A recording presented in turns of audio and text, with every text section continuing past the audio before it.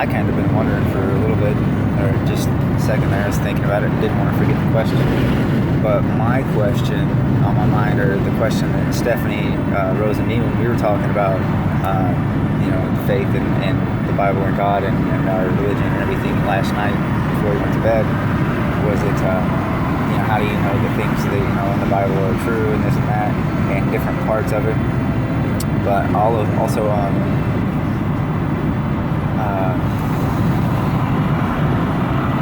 the fact that my question right now is that I was thinking about was, what is it? I can't remember.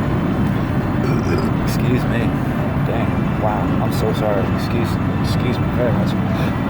Oh man. Wow. Excuse me. Dang, that's no good.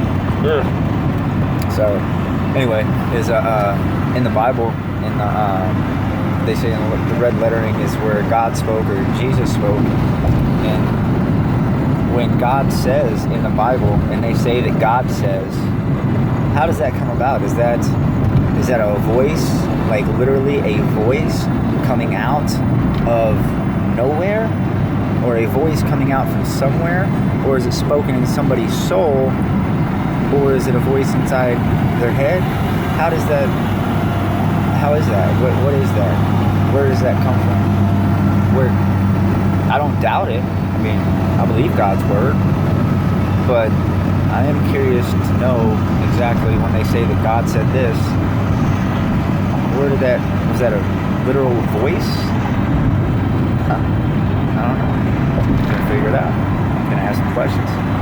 Talk to some people. I get it.